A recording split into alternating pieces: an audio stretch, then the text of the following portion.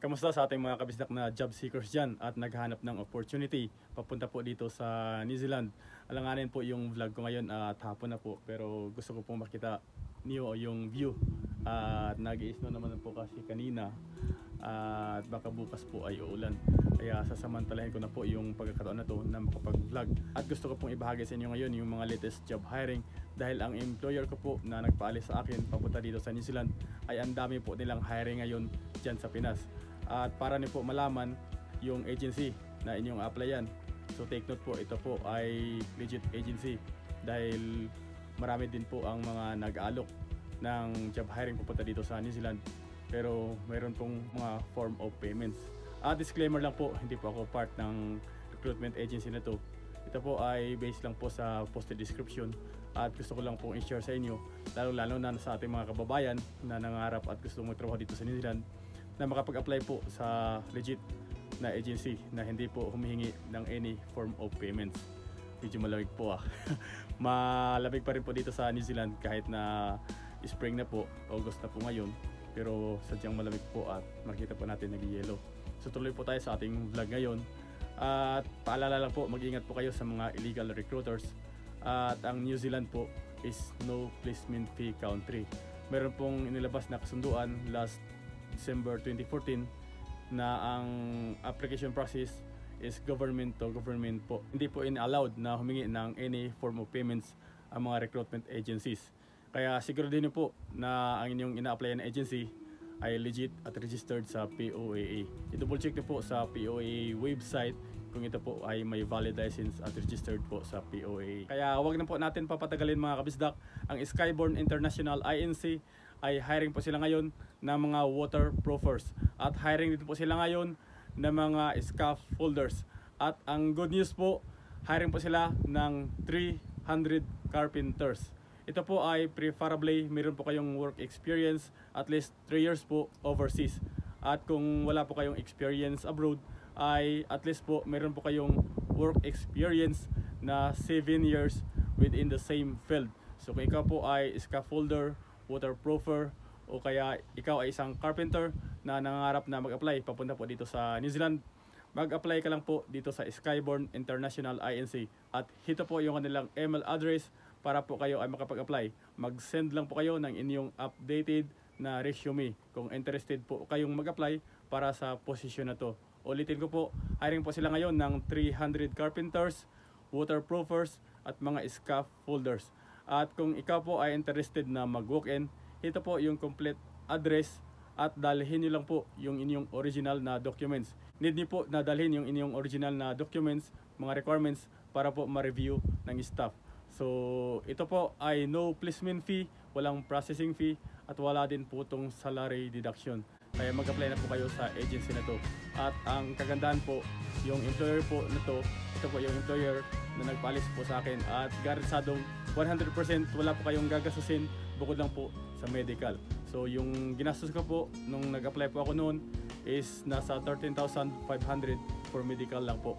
Pero ngayon po sa pagkakalam ko po ay tumaas na po, nasa more or less 15k na po for medical.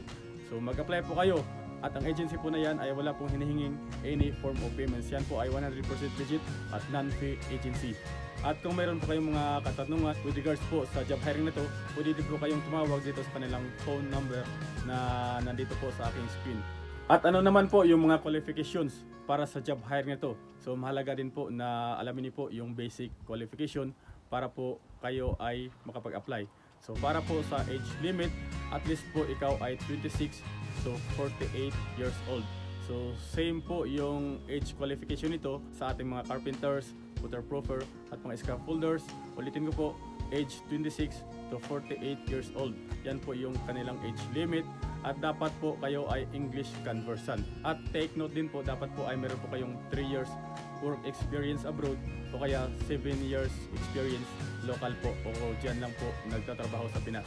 At para naman po doon sa ating mga scaffolders at waterproofers, need po na meron po kayong valid na NC2 certificate. At kung interested ka po na mag-apply para sa posisyon na to, ay mahalaga din po na malaman mo po yung mga requirements. Medyo naulan na at parang mahangin na din po.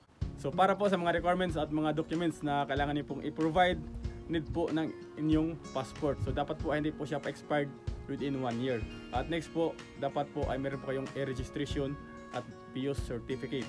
Next po ay need po na meron po kayong resume with job description. At need din po ng inyong mga training certificates at ng inyong certificate of employment.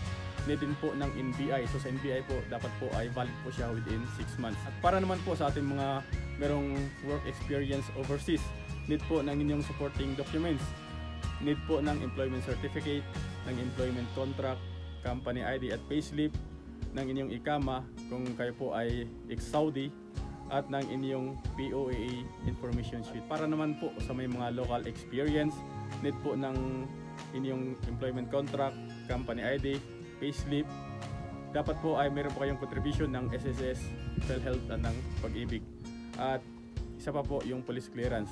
At last po yung driver license. So need po ng driver license pagka mag-apply po dito sa New Zealand. Lalo na sa role na to.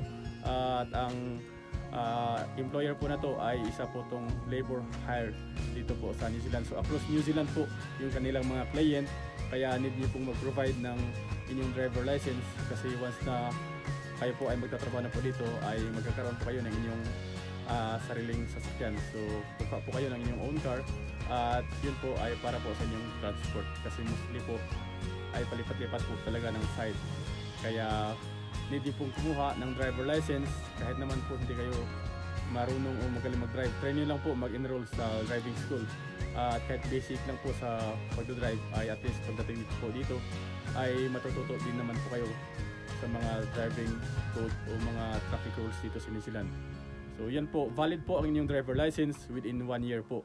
So kahit po yan non-pro ay pwede po yung gamitin dito sa New Zealand. Kaya sa ating mga kabisdak dyan, kung ikaw po ay mayroong work experience ng waterproofer, scaffolder, o kaya ikaw ay isang carpenter, mag-apply ka po dito sa Skyborn International INC.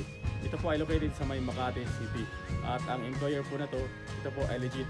At nung pag-apply ko po noon, sagot po ng employer yung aking work visa, yung air ticket, at yung processing fee, yung application cost. So sagot po yan ng employer. So ito po ay legit po to, ang mga job hiring na to papunta po dito sa New Zealand. So sana po ay nakatulong tong aking video na to, at kung ikaw po ay hindi pa po nakapag-subscribe sa aking YouTube channel, please consider subscribing po para ma-update po kayo sa mga latest job hiring, mga job opportunities dito po sa New Zealand kasi mostly po yan po ang aking mga sinishare dito sa aking YouTube channel. Kita na po ako At kung ikaw naman po ay hindi po related yung inyong work experience, stay connected lang po para sa next vlog ko po malay natin yung iyong work experience naman ay pasok sa job hiring papunta dito sa New Zealand. Kaya yan lamang po sa ngayon mga kapisdak. Good luck sa inyong application at see you on my next video. Zombie Apocalypse.